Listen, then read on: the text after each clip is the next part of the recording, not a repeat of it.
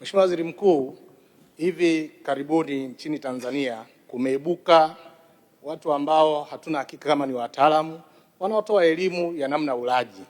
Utasikia nasema ili kupunguza kitambi, kula hivi bila kumjua yule anayempa ushauri ana uzito kiasi gani, ana urefu kiasi gani, anafanya shughuli gani.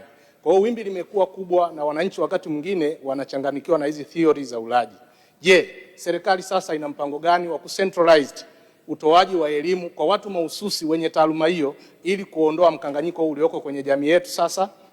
Ni kweli kumetokea na wimbi kubwa la watoa elimu ya masuala ya lishe na afya, na hii Mheshimiwa Spika ni kutokana na kukua kwa uelewa pengine wa masuala ya afya.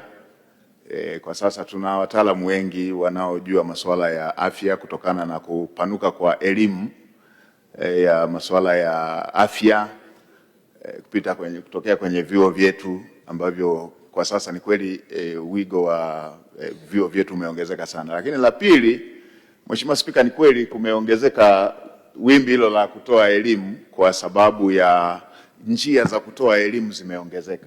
Zamani ilikuwa chombo cha habari ni rasmi, itakuwa TV, itakuwa redio ambayo ni rasmi. Sasa hivi kila mwananchi anaweza akatoa ujumbe wake pale pale alipo kupitia mitandao ya kijamii. Kwa hiyo huu ni wigo mwingine ulioongezeka tofauti na zamani ambako kulikuwa na madarasa rasmi, televisheni rasmi, redio rasmi ya taifa. Sasa kuna njia hii ya mitandao ya kijamii ambako kuna majukwaa mengi, kuna kurasa nyingi ambazo mtu anaweza akatoa elimu yake. Hata hivyo, Mheshimiwa Spika, swali aliloleta Mheshimiwa mbunge Saashisha ni swali la msingi na ni jambo ambalo linatokea, na serikali itaendelea kusimamia sera na sheria pamoja na miongozo inayohusu afya na masuala ya lishe ili kuweza kulinda usalama, kwanza usahihi wa elimu inayotolewa, lakini na pili usalama wa wananchi wetu kufuatia kile ambacho kinatolewa kwenye mwongozo huo. Natambua tuna sheria ya afya, tuna sera ya afya, tuna sera ya masuala ya lishe na tuna miongozo ambayo inasimamia masuala hayo ya lishe. Lakini mbali na hilo, kwa taaluma ya masuala ya kiafya, taaluma hizo zinatawaliwa pia na mabaraza yanayosimamia taaluma hizo.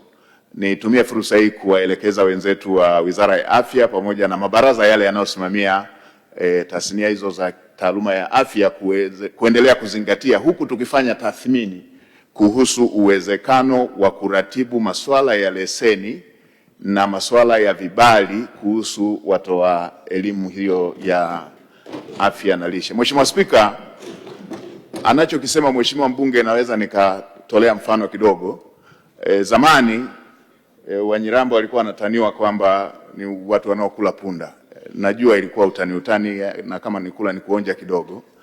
Ikaja ikatokea kwenye hawa watoa elimu waliokuja, hawa watoa elimu sijui ni yupi akaja akasema kwamba ukila nyama ya punda inaepusha ugonjwa wa gauti kwenye magoti.